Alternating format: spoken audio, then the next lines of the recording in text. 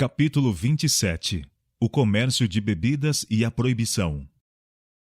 Ai daquele que edifica sua casa com injustiça e os seus aposentos sem direito, que se vale do serviço do seu próximo sem paga e não lhe dá salário, que diz: edificarei para mim casa espaçosa e largos aposentos, e lhe abre janelas e forra de cedros e a pinta de vermelhão. Reinarás tu só porque te encerras em cedro? Os teus olhos e o teu coração não atentam senão para a tua avareza e para o sangue inocente, a fim de derramá-lo, e para a opressão e para a violência, a fim de levar isso a efeito. Jeremias capítulo 22, versos 13 a 15 e verso 17. Essa passagem apresenta a obra dos que fabricam e dos que vendem bebidas intoxicantes. Seu comércio quer dizer roubo. Pelo dinheiro que recebem, não dão eles nenhum valor equivalente. Cada centavo que ajuntam a seus lucros trouxe ao comprador uma maldição. Com mão liberal tem Deus derramado suas bênçãos sobre os homens. Fossem suas dádivas sabiamente empregadas, quão pouco o mundo havia de conhecer de pobreza ou aflição. É a impiedade dos homens que lhe transforma as bênçãos em maldição. É mediante a ganância de lucro e a concupiscência do apetite que os cereais e as frutas dadas para nossa manutenção se convertem em venenos que produzem miséria e ruína. Todos os anos se consomem milhões e milhões de litros de bebidas intoxicantes. Milhões e milhões de dólares são gastos na compra da miséria, pobreza, enfermidade, degradação, concupiscência, crime e morte. Por meio do ganho, o vendedor de bebidas passa às suas vítimas aquilo que corrompe e destrói a mente e o corpo. Traz sobre a família do bêbado a pobreza e a ruína. Morta a sua vítima, não cessam as cobranças do vendedor de álcool. Rouba a viúva e leva os seus filhos à mendicidade. Não hesita em tirar da despojada família até o que é indispensável à vida, a fim de se pagar a conta do marido e pai. Os clamores das sofredoras crianças, as lágrimas da mãe angustiada, não servem senão para exasperar. Que lhe importa se esses pobres coitados morrerem de fome? Que lhe importa se também eles foram compelidos à degradação e à ruína? Ele enriquece à custa do bocado daqueles a quem está arrastando a perdição. Casas de prostituição, antros de vícios, tribunais criminais, prisões, casas de caridade, asilos de alienados, hospitais, todos em alto grau se acham cheios em resultados da obra do vendedor de bebidas. Como a Babilônia mística do Apocalipse, ele está mercadejando com corpos e almas de homens. Por trás do vendedor de bebidas está o grande destruidor de almas, e toda a arte que a terra ou o inferno possa imaginar é empregada para atrair as criaturas humanas para debaixo de seu poder. Na cidade, no campo, nos trens de estradas de ferro, nos grandes navios, nos lugares de comércio, nos salões de prazer, no dispensário médico e mesmo na igreja, na sagrada mesa da comunhão, são lançadas suas armadilhas. Coisa alguma é esquecida a fim de criar e fomentar o desejo de intoxicantes. Em quase todas as esquinas acha-se um bar com suas luzes brilhantes, seus atrativos e animação, convidando o trabalhador, o rico ocioso e o incauto jovem.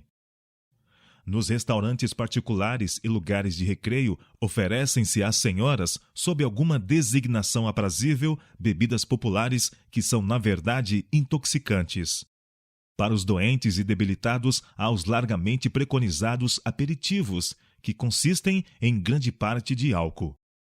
Para despertar nas crianças o apetite de bebida, introduz-se o álcool em confeitos ou bombons. Esses são vendidos nas confeitarias. E por meio desses confeitos, o vendedor de bebidas atrai para si as crianças. Dia a dia, mês a mês, ano a ano, prossegue a obra. Pais e maridos e irmãos, o esteio, a esperança e o orgulho da nação vão decididamente passando para os antros do traficante de bebidas, para serem devolvidos desgraçados em ruínas. Mais terrível ainda, a praga está ferindo o próprio coração do lar. Mais e mais estão as mulheres formando o hábito da bebida.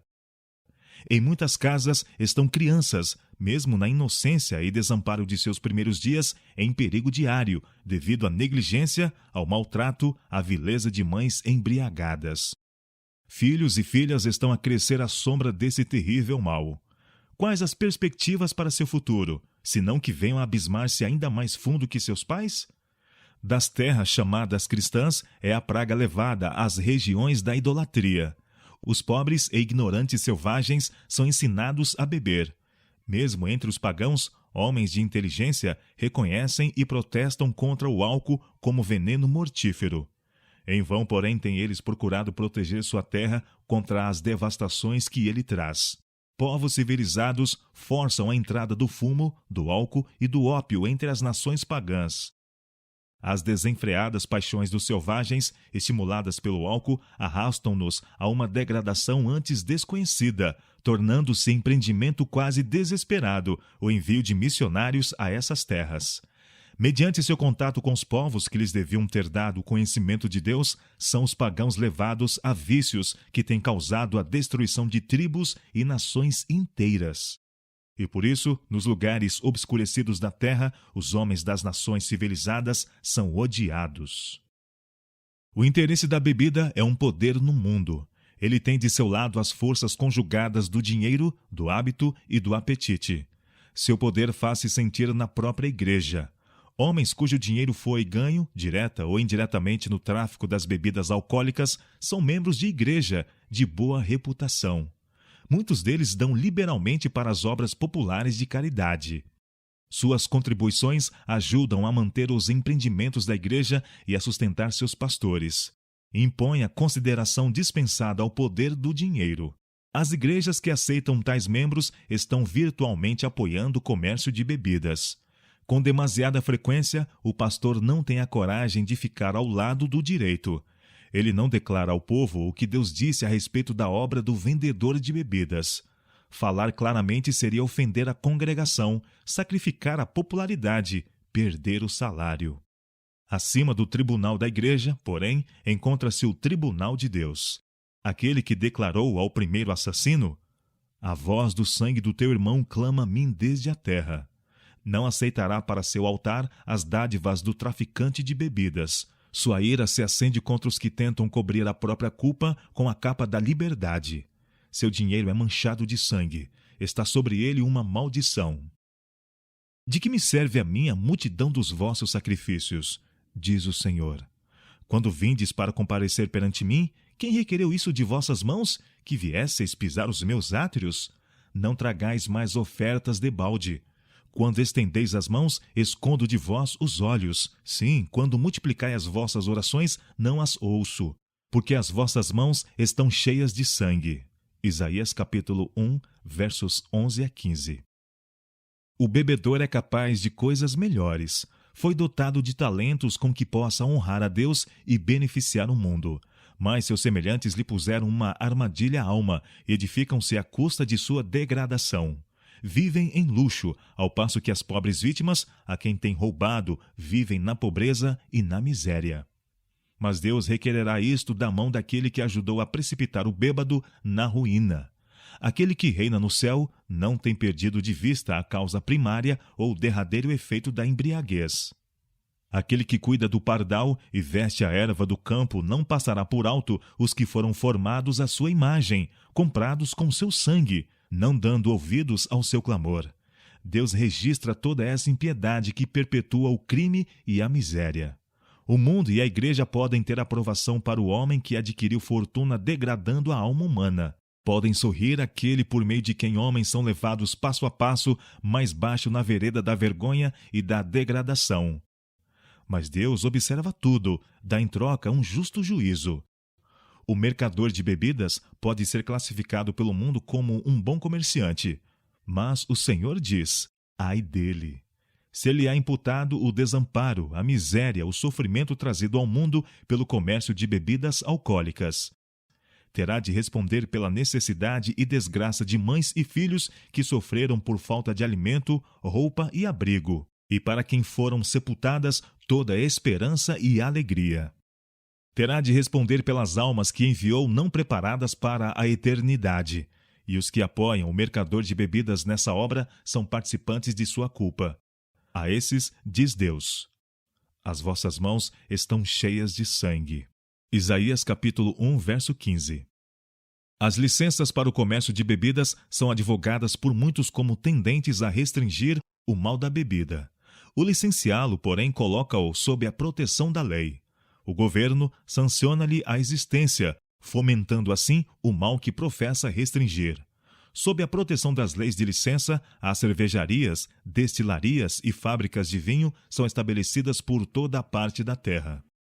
E o negociante de bebida traz sua obra mesmo para junto de nossa porta.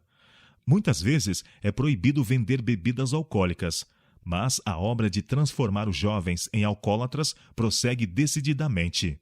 A própria existência do comércio depende de criar na juventude o gosto pela bebida. Os jovens vão sendo levados avante, passo a passo, até que o hábito de beber se acha estabelecido e desperta-se uma sede que tem de ser satisfeita a todo custo. Menor mal seria conceder o álcool ao bebedor inveterado, cuja ruína, na maioria dos casos, já está determinada, do que permitir que a flor de nossa juventude seja seduzida para a destruição mediante esse terrível hábito. Mediante a licença concedida ao tráfico de bebidas, mantém-se a tentação constantemente diante dos que se estão esforçando por se regenerar. Tem-se estabelecido instituições onde as vítimas da intemperança podem ser auxiliadas a vencer o apetite. É uma nobre tarefa, mas, enquanto a venda de bebidas for sancionada por lei, os intemperantes pouco benefício recebem das instituições de recuperação de alcoólatras. Eles não podem aí ficar para sempre, devem retomar seu lugar na sociedade. A sede de bebidas intoxicantes, embora subjugada, não foi inteiramente destruída. E quando a tentação os assalta, como acontece de todos os lados, também eles caem como fácil presa. O homem que tem um animal bravo e que, conhecendo-lhe a disposição, permite-lhe liberdade, é, pelas leis da terra, considerado responsável pelo dano que o animal possa causar. Nas leis dadas a Israel, o Senhor ordenou que quando um animal conhecido como bravo causasse a morte de uma criatura humana, a vida do dono devia pagar o preço de seu descuido ou malignidade. Segundo esse princípio, o governo que licencia o vendedor de bebidas alcoólicas deve ser considerado responsável pelos resultados de seu tráfico.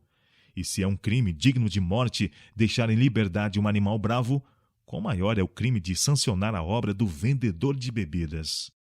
As licenças são concedidas sob a alegação de que trazem uma renda ao tesouro público. Mas que é esse lucro quando comparado com a enorme despesa que acarretam os criminosos, os loucos, os indigentes, que são o fruto do comércio alcoólico? Sob a influência da bebida, um homem comete um crime e é levado ao tribunal. E os que legalizam o tráfico são forçados a lidar com os resultados de sua própria obra. Autorizam a venda da bebida que havia de transformar um homem são num louco, e agora é-lhes necessário condená-lo à prisão ou à morte, enquanto muitas vezes sua esposa e filhos são deixados ao desamparo, para se tornarem uma carga à sociedade em que vivem. Considerando apenas o aspecto financeiro da questão, que loucura é tolerar tal comércio?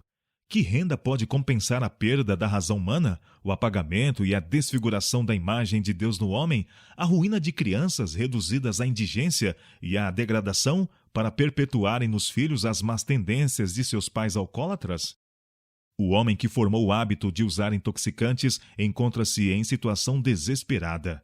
Tem o cérebro enfermo, enfraquecido o poder da vontade. No que respeita a qualquer poder de sua parte, é incontrolável o apetite da bebida para ele. Não se pode raciocinar com ele nem persuadi-lo à renúncia. Arrastada aos antros de vício, a pessoa que resolver abandonar a bebida é novamente levada a empunhar o copo e com o primeiro trago do intoxicante é vencida toda boa resolução, destruído qualquer vestígio de vontade. Uma prova da enlouquecedora bebida e jazem desvanecido todos os pensamentos quanto a seus resultados. É esquecida a desolada esposa.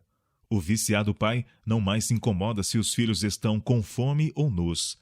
Legalizando o tráfico, a lei empresta sua sanção a essa queda da alma e recusa-se a deter o comércio que enche o mundo de males. Deve isso continuar sempre? Hão de almas lutar sempre pela vitória, tendo diante de si aberta a porta da tentação? Deverá a maldição da intemperança ficar para sempre como uma praga sobre o mundo civilizado? Deverá continuar a devastar todos os anos, qual um incêndio consumidor, a milhares de lares felizes? Quando um navio naufraga à vista da praia, o povo não fica em ociosa contemplação. Arriscam a vida no esforço de salvar homens e mulheres de encontrar a sepultura no mar. Quanto mais necessário não é o esforço para salvá-los da sorte de um alcoólatra? Não são somente o bêbado e sua família os que se acham em perigo pela obra do comerciante de bebidas, nem é o peso do imposto o maior mal trazido para seu comércio à coletividade. Achamo-nos entretecidos na teia humana. O mal que sobrevém a qualquer parte da grande fraternidade humana põe a todos em perigo. Muitas pessoas que, mediante o amor do lucro ou da comodidade, nada quereriam ter no restringir o comércio das bebidas, verificaram, demasiado tarde, que esse comércio tinha a ver com elas. Viu seus próprios filhos embrutecidos e arruinados. A anarquia anda a rédeas soltas. Corre o risco a propriedade. A vida não está em segurança. Multiplicam-se os acidentes por terra e mar.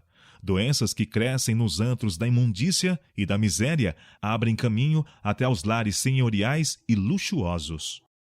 Os vícios fomentados pelos filhos da depravação e do crime infectam filhos e filhas de casas distintas e cultas. Não existe pessoa a quem o tráfico das bebidas não ponha em risco. Não há homem que não deva, por sua própria segurança, pôr mãos a obras de o destruir. Mais que qualquer outras instituições que tenham de lidar apenas com interesses seculares, as câmaras legislativas e os tribunais de justiça se devem achar isentos da praga da intemperança. Governadores, senadores, deputados, juízes, homens que decretam e administram as leis de uma nação, homens que têm nas mãos a vida e boa reputação e os bens de seus semelhantes, devem ser homens de estrita temperança. Somente assim podem eles ter claramente para discriminar entre o bem e o mal. Só assim podem possuir firmeza de princípios e sabedoria para ministrar a justiça e mostrar misericórdia. Mas, como reza o relatório? Quantos desses homens têm a mente nublada, confuso o senso do bem e do mal pela bebida forte? Quantas leis opressivas são decretadas? Quantas pessoas inocentes condenadas à morte mediante a injustiça de legisladores, testemunhas, jurados, advogados e mesmo juízes dados à bebida? Muitos há poderosos para beber vinho, e homens forçosos para misturar bebida forte, que o mal chamam bem e ao bem mal, que justificam o ímpio por presentes e ao justo negam justiça. Isaías capítulo 5, versos 20, 22 e 23. Desses tais, diz Deus: Ai dos que, com a língua de fogo, consomem a estopa, e a palha se desfaz pela chama. Assim será a sua raiz, como podridão, e a sua flor se esvaecerá como o pó. Porquanto rejeitaram a lei do Senhor dos Exércitos, e desprezaram a palavra do Santo de Israel. Isaías capítulo 5, versos 22 e 24. A honra de Deus, a estabilidade da nação, o bem-estar da coletividade, do lar e do indivíduo exigem que se faça todo esforço por despertar o povo quanto ao mal da intemperança. Em breve, haveremos de ver, como agora não vemos, o resultado desse terrível mal. Quem exercerá decidido esforço para deter a obra de destruição? Até aqui, o conflito mal foi começado. Que se forme um exército para fazer cessar a venda das bebidas que encerram drogas capazes de enlouquecer os homens. Torne-se patente o perigo do comércio de bebidas e crie-se um sentimento público de molde a exigir sua proibição. Dê-se aos homens enlouquecidos pelo álcool oportunidade de escaparem a seu cativeiro. Exija a voz da nação de seus legisladores que se ponha um termo a esse tráfico infame. Se faltares de livrar aos que são levados à morte e arrastados à matança, se disseres, eis que não soubemos isso. Não é assim que aquele que pondera os corações, esse o entende? e que aquele que guarda a tua alma, esse o sabe? Provérbios capítulo 24, versos 11 e 12. E que dirás quando ele te visitar? Jeremias capítulo 13,